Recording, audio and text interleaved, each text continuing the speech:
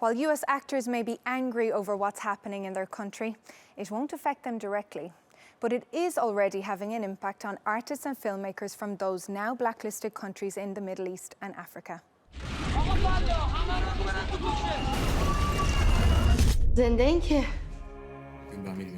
The Salesman is an Iranian-French drama that landed itself an Oscar nomination for Best Foreign Language Film.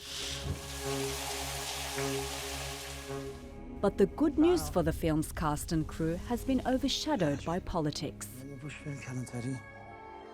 US President Donald Trump just signed an order that temporarily bans entry to the US from 7 predominantly Muslim countries.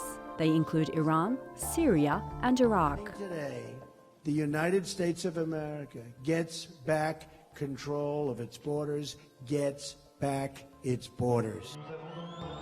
The director of The Salesman is Iranian.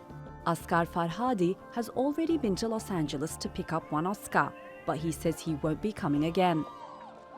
He's refused to attend the Oscars this year, even if exceptions are made to allow him to travel to the United States.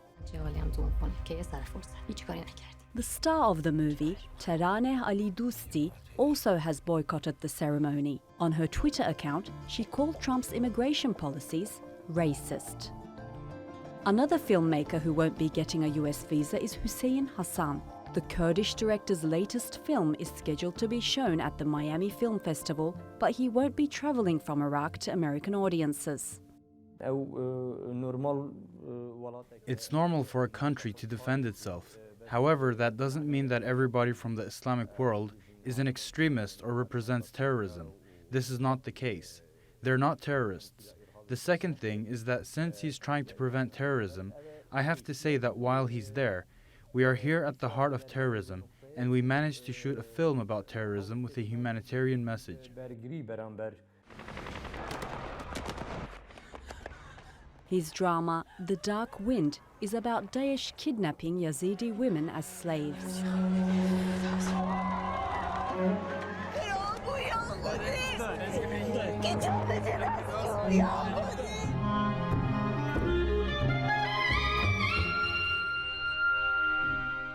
Another artist affected by Trump's order is Syrian musician Kinan Azmeh. He's one of thousands of US green card holders who have found their immigration status in limbo. Azmeh's a clarinetist who's been a New Yorker for 16 years. Maybe I'm not surprised that it came out, but I'm surprised that actually that it was implemented, you know. And my reaction to it, you know, I felt from all the messages and calls that I got in the last 24 hours, you know, I felt an incredible support from friends of mine from New York, you know, but also from elsewhere in the world. Everybody's offering help and suggestions and phone numbers of lawyers and so on and so forth.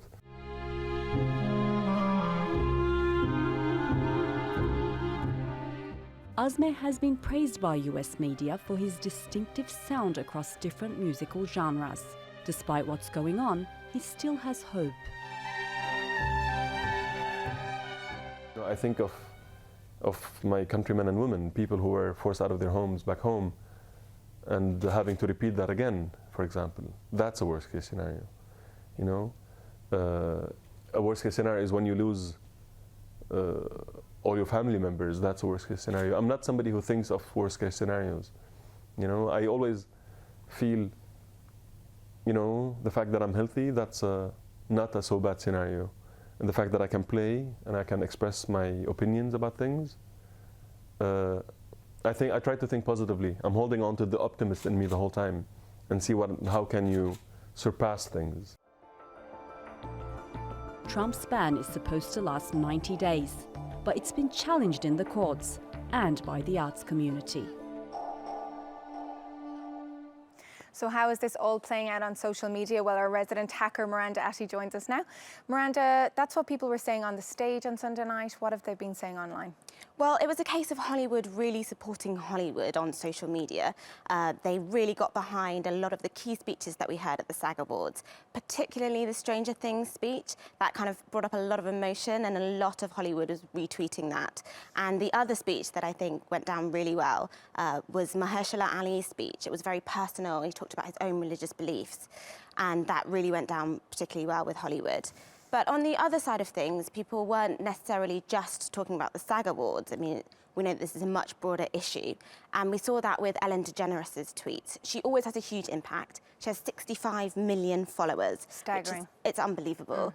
And she kind of really is preaching this message of gratitude, a message of love. She brings up the fact that her own family are immigrants, and in her latest tweet, which was just last night, she actually spoke about the fact that the woman who was making them pizza was a Muslim, and she was saying, you know, this is all about love and gratitude for everybody.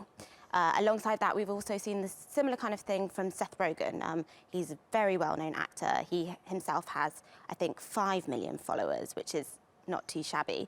And he was also talking about the fact that his family are immigrants. They came over from Russia, and he raised a really interesting point that he thinks that this ban is more about persecuting refugees. So he was kind of raising the motives and the intentions behind this. So Hollywood are really kind of putting their might behind speaking out. Not to be sceptical, but is it a bit self-serving?